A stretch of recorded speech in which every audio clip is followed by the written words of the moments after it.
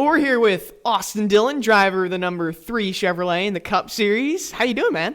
I'm trying to figure out this chair, man. I'm struggling right now. Just Yeah, got to get in the back. it looks like you got to get the swivel going. There you go. Yeah, I'm doing good, man. Just ready to go racing. That's good. Well, we've been racing twice, both at Darlington.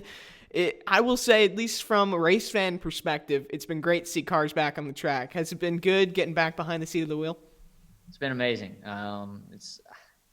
I missed it so much during that time frame, and then being able to get 2 quick races in at Darlington felt good.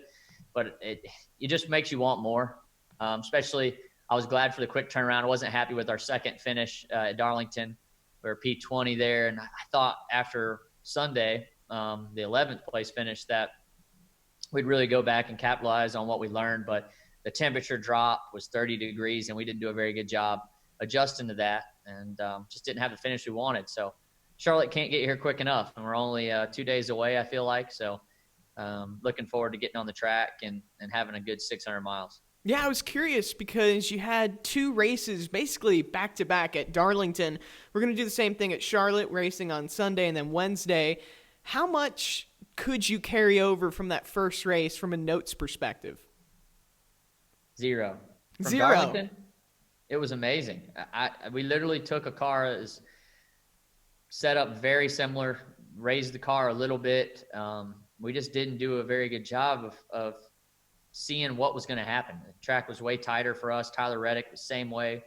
He was super fast the first race and struggled for most of the race with us. And we didn't get the lugs tight, so I had to come back down pit road, and we're just never able to capitalize and get it back. But not a whole lot that you could take from that one because it dropped 30 degrees after that rain, and the rubber was washed off, so the rubber really didn't apply like it did on Sunday. So a lot of difference in the setup and car was needed between the 2 races, I feel like.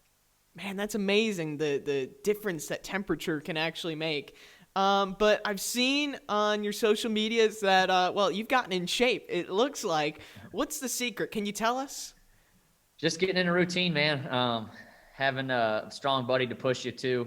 Paul Swan, tire carrier, got on his workout program, and some of his college coaches send him stuff, and we've kind of stuck to it and just been religious about how we go about things as far as eating and also just getting in the gym and lifting. So it's been fun. I've got a new appreciation for all those power lifters out there, and I'm having fun throwing up some iron from time to time.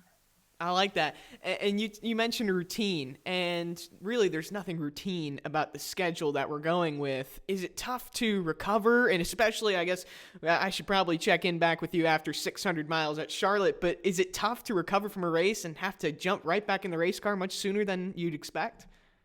Yeah, I'm trying to work around that. I had the ability during the off time to get to work out, and now it's tough. You want to recover properly, but you don't want to lose that routine that you've been in for working out. Last week after Darlington, I came in on Monday and got a hard workout in the day after the race. I did again Tuesday and felt pretty good on Wednesday, but I just got to be careful and use the right workout at the right time. I'm trying to change them up a little bit, not use too much legs the day before, and trying to focus on my core.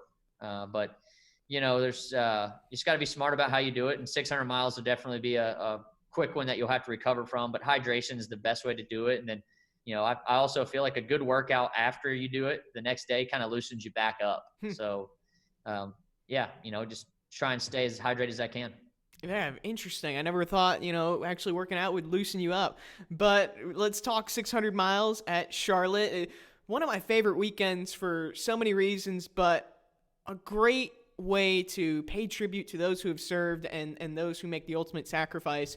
I know every single year you have someone on your door who has been a veteran and served. What's it like carrying their names on the cars? Well, it's special. They're the true American heroes that allow us to go out there and race. That they paid the ultimate sacrifice for our country.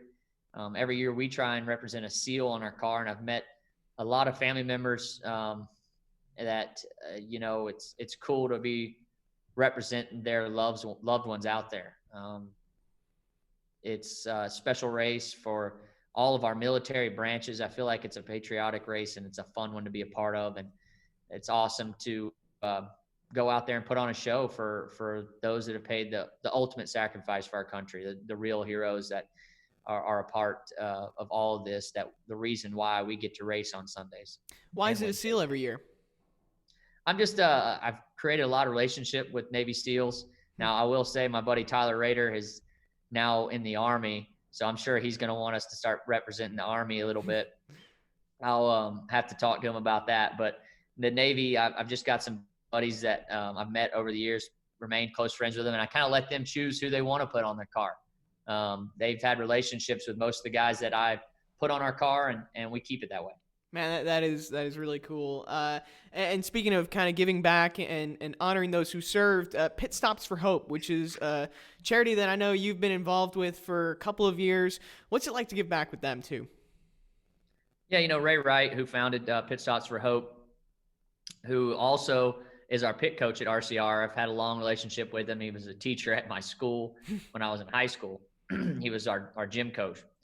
And he's a passionate person, fiery person when it comes to helping others out. You know what I mean? He doesn't want to see a kid go without a meal. He wants to make sure that everyone that he can give a chance to get the best education they can have. The school system here in North Carolina, it's one of the lowest as far as the poverty goes. So the GM Buy Power Card from Capital One has come together to help Pit Stops for Hope. And we kind of made a family group in this and really just trying to help the kids during this time because, we're not going to school right now. And, most might not have a tablet to learn to keep school going. Chrome, different tablets that they use to keep the education going. And then the meals, you're not getting the same lunch meal that you're getting every day when you're not in school. So Pit Stops for Hope and the GM Buy Power Card from Capital One have come together and providing meals to those that really need them here in North Carolina locally. And I love supporting local. We really need it here. As a future dad, do you see this program a little bit differently now? For sure. Ace is on the way, and I want to do all I can to help kids out there. I'm sure I haven't got to experience all fatherhood yet, but it's coming fast. And I want to give my kid every opportunity that he can in life. And hopefully we give other kids the same opportunities. You ready for fatherhood? Like what are some of the tips you've gotten? No, it's coming fast. Oh man, it's coming so fast, man. I just hope that, everything goes well. Whitney's been amazing through the entire pregnancy. She's a trooper. She makes it look easy, but I know it's not going to be when it comes down to it. So I just got to be a good support system for her and praying that Ace comes in between a race so we don't have to worry about missing one of these races. But I think he has his own plan, and we'll see what that comes out to be. Yes, we will definitely see what will happen. Austin, I appreciate it. Taking the time. Best of luck to you. 600 miles. It's going to be a fun one to watch. Hopefully it's a fun one behind the driver's seat for you too. Thanks, Andrew. We'll see you next time. NASCAR's back. Tune in to the Coca-Cola 600 Sunday, May 24th at 6 o'clock Eastern on Fox.